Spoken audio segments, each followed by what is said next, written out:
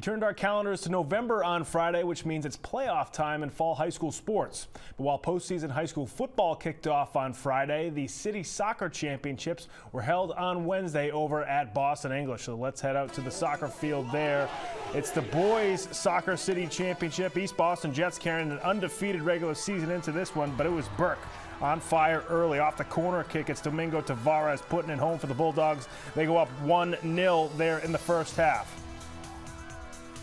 And later on, it's Burke trying for another one, but Eastie's Nicholas Da Silva with the diving stop right there. He keeps it a 1-0 game there for the East Boston Jets. Now later on in the first half, it's going to be Khalid Abdi dribbling through the defense and finding the corner of the net for the goal. Burke goes up 2-0 there in the rain at Boston English. Kevin Berrio for East Boston. Gonna have the ball here, does some fancy footwork for the East Boston Jets, but the keeper for Burke is right there for the save. Burke stays up 2-0 there late in the first half. Free kick here for Burke, diving stop that time once again by the East Boston netminder, but it's not enough as the Bulldogs would hang on to win 2-0 over East Boston in the City Soccer Championship. Their captain, Adelcio, winning the MVP in the Boys City Playoffs City Championship for the Burke Bulldogs here in 2019. Then earlier that afternoon, before the rain started coming down, was the Girls City Soccer Championship, and Latin Academy for the third year in a row wins the Girls City title. They hang on to beat O'Brien 2-0.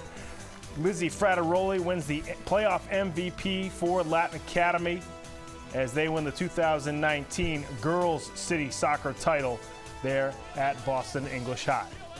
Congrats to Burke and Latin Academy. Those two squads have also earned high seeds in a home game in the first round of the state tournament.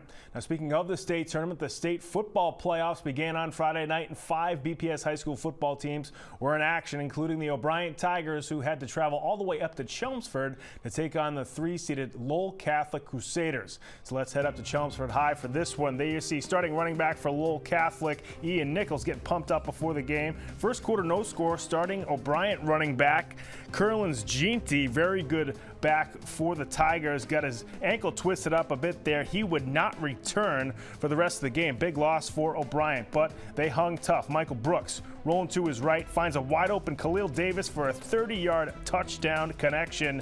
6-0 O'Brien there in the first quarter. Second quarter now, Lowell Catholic driving. Ian Nichols weaving through the O'Brien defense right there, makes his way down to the 10-yard line, 19-yard pickup for Nichols. He would later punch it in from the 1-yard line. We tied the game at 6 apiece.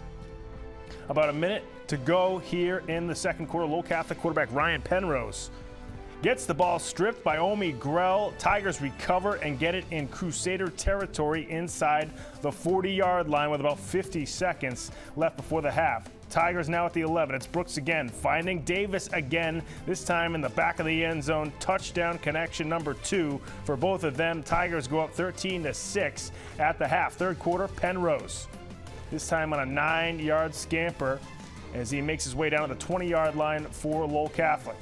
Then from the 8, Ian Nichols gonna bounce it to the outside for the touchdown as he finds the pylon, and he cuts the O'Brien lead down to 1.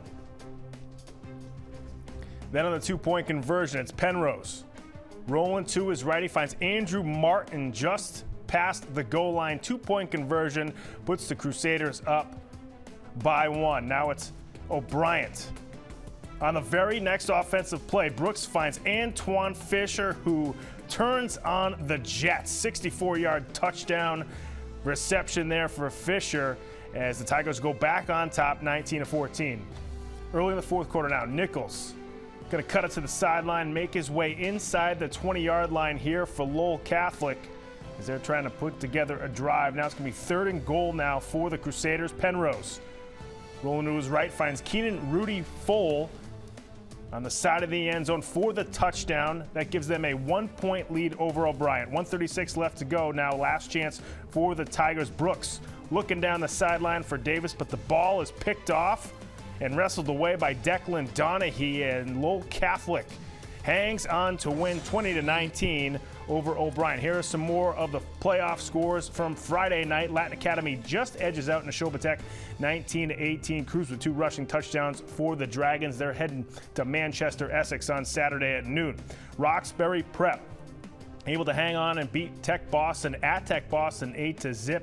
Obianagwe with a game-winning rushing touchdown for Roxbury Prep. Boston English is edged out by Keefe Tech 23-20. Francie Weber with 2 rushing touchdowns for Keefe Tech. And Kip Academy had their way with Charlestown up in Lynn as they won 35-6. So it's just Latin Academy left in the postseason. They will take on #1 seeded Manchester Essex Hornets this Saturday at noon up in Manchester by the Sea. That's going to do it for sports this week, folks. Be sure to come right back here next time for more on Boston Neighborhood Sports.